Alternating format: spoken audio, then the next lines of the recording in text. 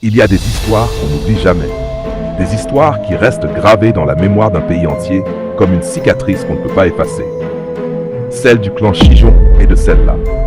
En Corée du Sud, tout le monde connaît ce nom. En France, presque personne.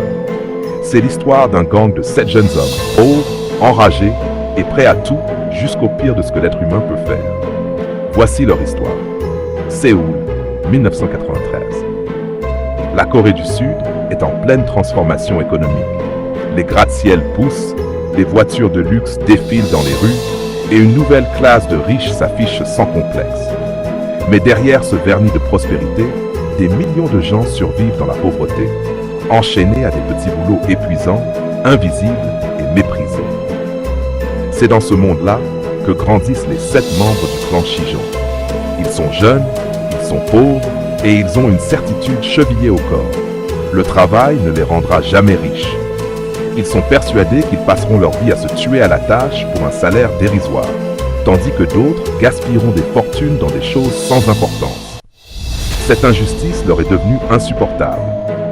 Alors ils prennent une décision radicale. Leur objectif est simple et brutal. Tuer les riches, les voler et vivre grâce à leur argent. Ils ne comptent s'arrêter qu'une fois qu'ils auront rassemblé l'équivalent de 1,5 million d'euros. Pour renforcer les liens du groupe, ils établissent 4 règles. Haïr les riches, tuer jusqu'à atteindre 1 milliard de won, éliminer les traîtres et ne faire confiance à aucune femme, pas même à leur propre mère. Cette dernière règle en dit long sur eux. Plusieurs membres ont été abandonnés durant leur enfance par leur mère. La haine qu'ils portent au monde prend racine dans des blessures profondes. Pourtant, en 1993, aucun d'eux n'a encore commis de crime. Il faut franchir un premier pas. Le 18 juillet, en fin de journée, presque tous les membres du groupe traînent dehors lorsqu'ils croisent une jeune femme de 23 ans qui rentre seule chez elle. Ils se jettent sur elle, la frappent, l'emmènent à l'écart et l'agressent sexuellement chacun à leur tour. La scène est d'une violence extrême. Et le plus terrible, c'est que cette femme n'a rien à voir avec les riches qu'ils prétendent combattre. C'est la fille d'un paysan, elle vit dans leur quartier et n'est pas plus riche qu'eux. Ils s'en prennent à elle simplement pour s'entraîner, pour apprendre à devenir des monstres. Mais après cela, ils ne peuvent plus la laisser partir. Elle a vu leur visage. Ils appellent leur chef, Kim Gi-wan, qui n'était pas présent. Lorsqu'il arrive, il agresse la jeune femme à son tour, puis demande à ses hommes de former un cercle autour de lui.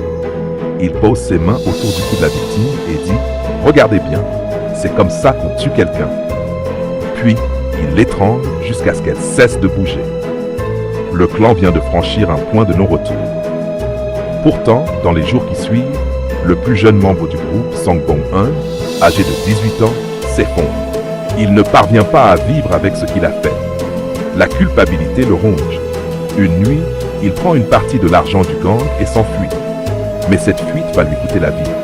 Les autres le contactent, lui disent qu'ils comprennent, qu'il est jeune et qu'ils ne lui en veulent pas. Ils l'invitent à dîner pour en discuter. Il accepte. C'est la pire décision qu'il puisse prendre. Après le repas, il l'emmène dans un endroit isolé et le frappe à mort avec une pioche avant de l'enterrer dans la forêt.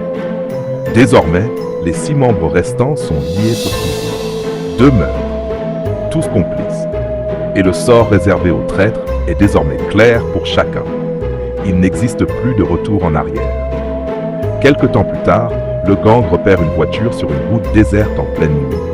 Il la bloque, brise les vitres et lance du gaz lacrymogène. À l'intérieur se trouve un jeune couple. Elle s'appelle Lo-jin, elle a 27 ans et travaille comme serveuse. Lui est musicien. Ils se rendaient simplement voir des amis lorsque leur cauchemar commence. Le gang les frappe, les ligote et les jette dans le coffre d'une voiture. Dans l'obscurité, attachée et terrorisée, Lo-jin sent le véhicule rouler pendant de longues minutes. Elle est persuadée qu'elle va mourir.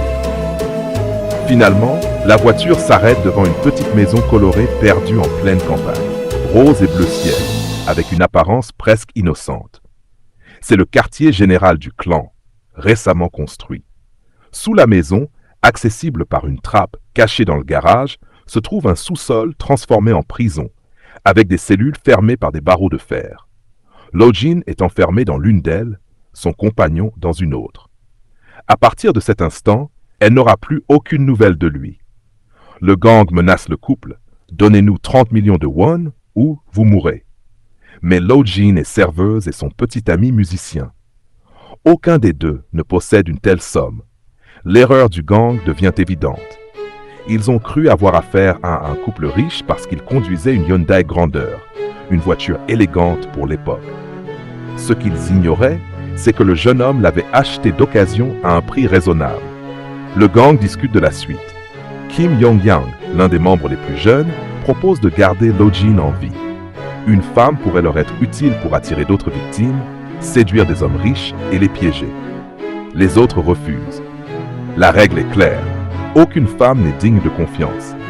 Mais Kim Yong-yang insiste. Il ressent quelque chose pour elle. Et pour prouver sa loyauté, il imagine une idée terrifiante. Il veut qu'elle tue son propre copain. En pleine nuit, il la traîne de force jusqu'à la cellule de son petit ami. Le jeune homme est inconscient sur le sol, complètement ivre. Le gang l'a forcé à boire d'énormes quantités d'alcool pour le rendre incapable de se défendre. Il est également blessé par le coup de couteau reçu lors du kidnapping. Kim Yong-yang tend à Lo-jin un sac poubelle et lui ordonne de le placer sur la tête de son compagnon pour l'étouffer. Sinon, c'est elle qui mourra. Lo-jin refuse, paralysé par l'horreur. Alors Kim Yong-yang place lui-même le sac sur la tête du jeune homme, saisit les mains de Lo-jin et les force à maintenir la pression. Elle sent son compagnon suffoquer sous ses paumes. Elle ne peut pas arrêter. Et après de longues secondes qui semblent durer une éternité, il cesse de bouger. Pour faire disparaître le corps, le gang met en scène un accident. Ils attachent le jeune homme inconscient au volant de sa voiture et la poussent dans une pente. Le véhicule s'écrase dans un ravin. Le lendemain matin, la police retrouve le corps. Avec le taux d'alcool élevé dans son sang, les enquêteurs concluent à un accident de la route causé par l'ivresse. Aucune enquête approfondie n'est menée. Pendant ce temps, Lo-jin reste prisonnière. Pour l'empêcher de fuir, le gang lui répète qu'aux yeux de la loi, c'est elle la meurtrière. Si elle se rend à la police, c'est elle qui ira en prison. Selon eux, sa seule option est de rester et de devenir membre du clan. Quelques jours plus tard, le gang emmène tout le monde, y compris Lo-jin, dans un cimetière au sud de Séoul. Sur le parking, ils remarquent une belle voiture de luxe. Ils attendent les propriétaires et tombent sur un couple d'une 50aine d'années venu nettoyer une tombe. Ils les attaquent, les ligotent et les ramènent à la planque. Cette fois, ils exigent une rançon de 100 millions de won. L'homme est chef d'une petite entreprise. Il appelle un employé en prétextant un accident de voiture. Le lendemain, 80 millions de won en liquide sont remis au gang. Mais le clan n'a aucune intention de libérer ses victimes. Il force le couple à boire jusqu'à ce qu'il s'effondre. Puis Kim Yong-yang met un fusil dans les mains de Lo-jin et la contraint à appuyer sur la détente. Le couple est tué. Encore une fois, Lo-jin n'avait pas le choix. Encore une fois, elle est utilisée comme instrument. Pour se débarrasser des corps, le gang utilise un incinérateur installé dans le sous-sol de la maison. Mais avant d'y jeter les cadavres, Kim Yong-yang commet un acte d'une horreur absolue. Il découpe le foie d'une des victimes, le tient devant les autres et déclare qu'il ne veut plus être humain, qu'il veut devenir un démon. Puis il mord dans la chair humaine.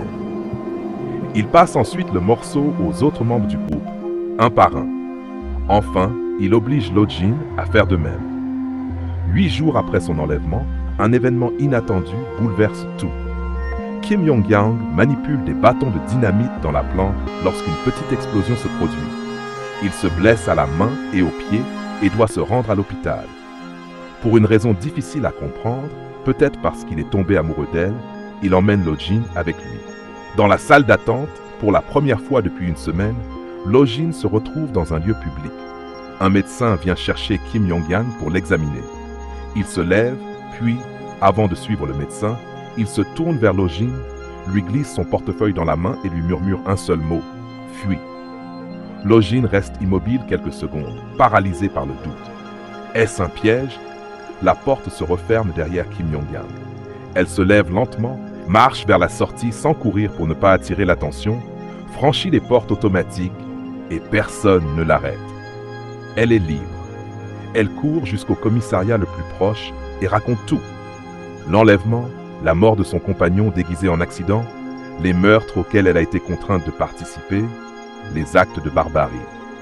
Les policiers l'écoutent avec incrédulité. L'histoire semble tellement horrible qu'ils pensent d'abord qu'elle délire. Mais elle insiste. Ils vérifient l'accident de voiture signalé dans un autre commissariat. La confirmation tombe. Tout est vrai. La police prépare immédiatement une intervention. Mais ce jour-là, seulement 6 policiers sont disponibles. Le clan compte 5 membres, armés et imprévisibles. Normalement, il faudrait au minimum 2 policiers par suspect pour une arrestation. Mais le risque de nouvelles victimes est trop grand. Ils décident d'agir malgré tout.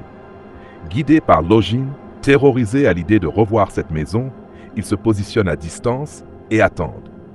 Au petit matin, une voiture quitte la propriété. Au volant se trouve Kang Dong-gun, seul. Les policiers le suivent et l'arrêtent sans résistance. Puis ils imaginent un piège. Depuis le commissariat, ils appellent la planque et annoncent que Kang Dong-gun a eu un grave accident et qu'il faut venir l'aider. 2 membres du gang arrivent et tombent immédiatement dans l'embuscade. Il ne reste plus que 2 hommes dans la maison. La police intervient. Ils se rendent sans opposer de résistance. Tout le clan est arrêté. Ce qui surprend les enquêteurs, c'est que les membres du gang savaient que Lojin s'était échappé. Ils savaient que la police finirait par venir. Pourtant, aucun d'entre eux n'a tenté de fuir, comme s'ils attendaient que tout s'arrête. En garde à vue, ils avouent tout, sans honte apparente, sans véritable regret. Ils participent aux reconstitutions, indiquent où les corps ont été cachés et expliquent leurs actes devant les caméras. Certains profitent même de leur passage à la télévision pour défendre leur idéologie, leur haine des riches et leur sentiment d'injustice. Dans leur esprit, ils se voient toujours comme des victimes du système. Mais la réalité est implacable. Sur les 5 personnes qu'ils ont tuées, aucune n'était réellement riche. Une jeune femme qui rentrait chez elle, un adolescent de 18 ans qui faisait partie de leur groupe, un musicien qui peinait à payer son loyer et un couple qui dirigeait une petite entreprise après avoir grandi dans la pauvreté. Le clan Shijong n'a jamais accompli la révolution sociale qu'il prétendait mener. Il a simplement assassiné des gens ordinaires. Tous les membres du clan furent condamnés à mort. 30 ans ont passé depuis ces événements. Lojin est toujours en vie. Elle suit un traitement médical lourd, sans lequel, dit-elle, elle n'aurait pas la force de continuer. Certaines nuits, en revanche, ne s'oublient jamais.